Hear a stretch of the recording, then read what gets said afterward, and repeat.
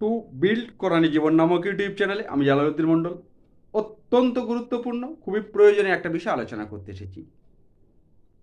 আজকের আলোচ্য বিষয়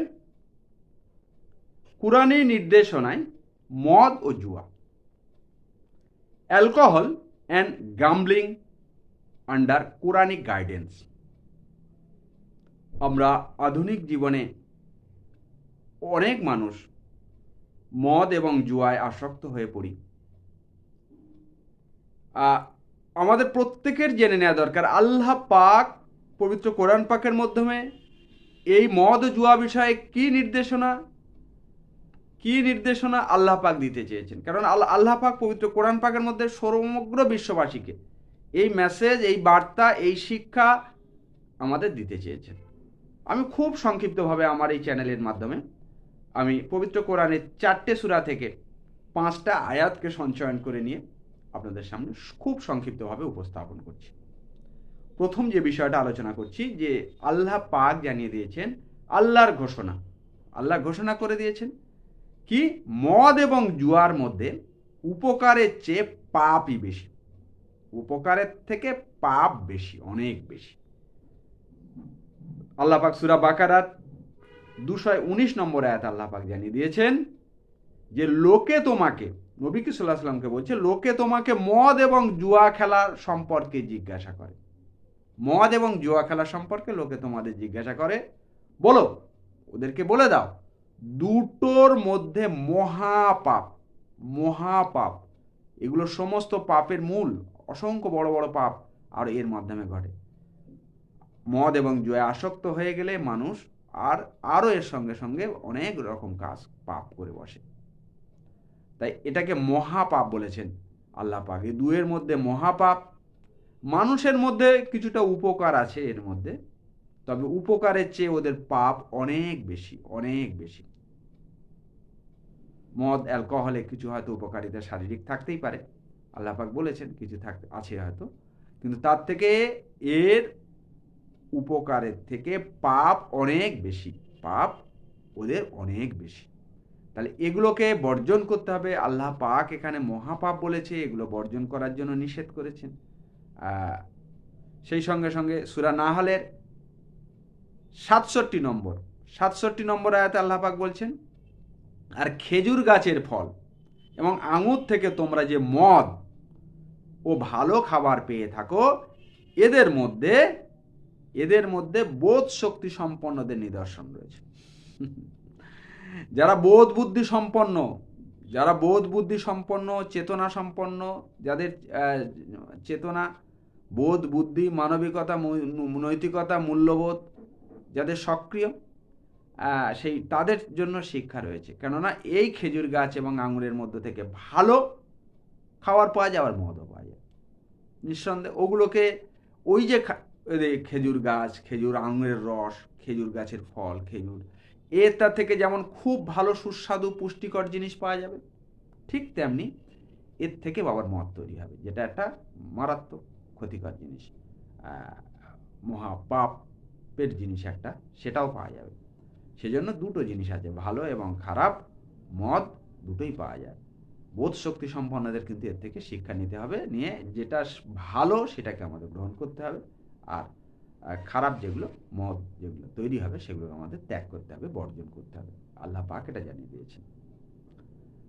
তারপরে 2 নম্বর যেটা বিষয়ভিত্তিক শিক্ষা, আল্লাহ পাক জানিয়ে দিয়েছেন যে নেশার অবস্থায় নামাজের কাছে না যাওয়ার আদেশ দিয়েছেন। যারা নেশাগ্রস্ত, মদ খেয়ে যারা নেশাগ্রস্ত হয়ে আছো, তারা যেন নামাজের কাছে না যায়। সূরা নিসার 43 নম্বর আয়াতে আল্লাহ পাক জানিয়ে দিয়েছেন, হে বিশ্বাসীগণ, তোমরা নেশার অবস্থায় নামাজের কাছে যেও না, যতক্ষণ না তোমরা কি বলছো তা বুঝতে পারো। তোমাদের যদি চেতনা না থাকে, কি বলছো বুঝতে না পারো, নেশার অবস্থার মধ্যে থাকো, তাহলে কখনো তোমরা নামাজের কাছে যাবে না। আর পথ চলার সময় ছাড়া অপবিত্র অবস্থায় যদি থাকো, পথ চলার সময় ছাড়া অপবিত্র অবস্থায় যদি থাকো, তখনও নামাজের কাছে যাবে না। আর নেশার অবস্থায় নামাজের কাছে যাবে না যতক্ষণ না তোমরা গোসল করো। তাহলে নেশার অবস্থায় নামাজের কাছে না যাওয়ার জন্য আদেশ দিয়েছেন, কেননা নেশাগ্রস্ত অবস্থা আল্লাহর কাছে যাওয়ার মতো উপযুক্ত অবস্থা, উপযুক্ত কন্ডিশন নয়। আল্লাহ পাক এদেরকে ভালোবাসেন না। তাই আল্লাহ পাকের এই অবস্থাকে আল্লাহ পাক পছন্দ করেন না বলে এই অবস্থার মধ্যে থাকা অবস্থায় সে যেন আল্লাহর কাছে না যায়, নামাজের কাছে মানে আল্লাহর সান্নিধ্যে আল্লাহর কাছে যেন না যায়, আল্লাহ পাক নির্দেশ দিয়ে দিয়েছেন। 3 নম্বর যেটা বিষয়ভিত্তিক খুব ভালো করে মনে করব, খুব ভালো করে আল্লাহ পাক পরিষ্কারভাবে জানিয়ে দিয়েছেন যে মদ এবং জুয়া ঘৃণ্য বস্তু এবং শয়তানের কাজ। একদম বাস্তব কথা, শয়তানের কাজ। শয়তান অসওয়াসা দিয়ে নানা রকম আমাদের কুপ্রবৃত্তিকে জাগিয়ে দিয়ে এগুলোকে আসক্ত করে দেয়। এই মদ এবং জুয়ায় আমাদের আসক্ত করে দেয়, শয়তানের কাজে আল্লাহ পাক বলে দিয়েছেন এটাকে। সূরা মাইদার 90 থেকে 91 নম্বর আয়াত আল্লাহ পাক জানিয়ে দিয়েছেন, হে বিশ্বাসীগণকে অ্যালার্ট করেছেন, সতর্ক করে দিয়েছেন, দিয়ে বলছে মদ, জুয়া, মূর্তি, তারপরে ভাগ্য পরীক্ষার তীর, এগুলো ঘৃণ্য বস্তু। কটা জিনিস, মদ, জুয়া, মূর্তি ও ভাগ্য পরীক্ষার তীর ঘৃণ্য বস্তু, শয়তানের কাজ। সুতরাং তোমরা তা বর্জন করো যাতে তোমরা সফল হতে পারো।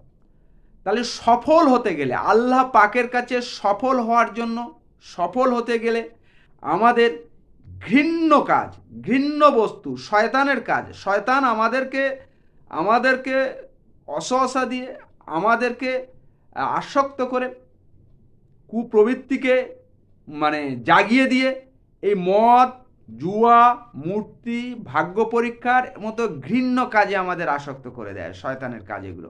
ওইগুলো থেকে বিশ্বাসীদের আল্লাহ পাক দূরে থাকতে বলেছেন, ওদেরকে দূরে থাকতে বলেছেন যাতে তারা সফল হয়, নাহলে সফল হতে পারবে না।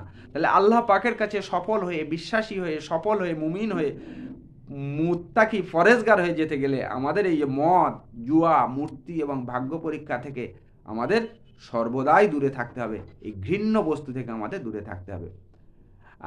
তারপরে আবার এই আয়াতের মধ্যে আবার ক্ল্যারিফিকেশন করে আল্লাহ পাক জানিয়ে দিয়েছেন যে শয়তান তো মদ ও জুয়ার দ্বারা তোমাদের মধ্যে শত্রুতা বিদ্বেষ ঘটাতে, শয়তানের কাজ মদ এবং জুয়ার মাধ্যমে তোমাদের মধ্যে কি করে, শত্রুতা, পারস্পরিক শত্রুতা, দ্বন্দ্ব, এগুলো তৈরি করা, বিদ্বেষ ঘটানো, হিংসা বিদ্বেষ ছড়ানো, এবং আল্লাহর ধ্যানে, নামাজে তোমাদের বাধা দিতে চায়। আল্লাহর ধ্যানে, নামাজে তোমাদের বাধা দিতে চায়, তোমাদের মধ্যে শত্রুতা বিদ্বেষ ছড়াতে চায়। তাহলে তোমরা কি ওগুলো থেকে নিবৃত্ত হবে না? জিজ্ঞাসা করছে, ওইগুলো থেকে তাহলে তোমরা কি নিবৃত্ত হবে না? শয়তান তো এইগুলোই করে, এই মদ এবং জুয়ার মাধ্যমে তোমাদেরকে কি করে, পারস্পরিক শত্রুতা, বিদ্বেষ, আল্লাহর ধ্যান, নামাজ থেকে তোমাদেরকে বাধা দিতে চেষ্টা করে। পরিষ্কারভাবে আল্লাহ জানিয়ে দিয়েছেন এইগুলো করতে চায়, তাহলে তোমরা কি ওইগুলো থেকে বিরত হবে না? আল্লাহ পাক যেন আমাদের এই মদ, জুয়া থেকে আল্লাহ পাক যেন আমাদের বিরত রেখে শয়তানের অসহসা থেকে, শয়তানের প্ররোচনা থেকে আমাদেরকে রক্ষা করে, যেন আল্লাহর প্রতি বিশ্বাসী, পরেজগার, আল্লাহর ধ্যানে যেন আমরা আসক্ত থাকতে পারি, আমরা নিমগ্ন থাকতে পারি, সারা বিশ্ববাসী থাকতে পারে।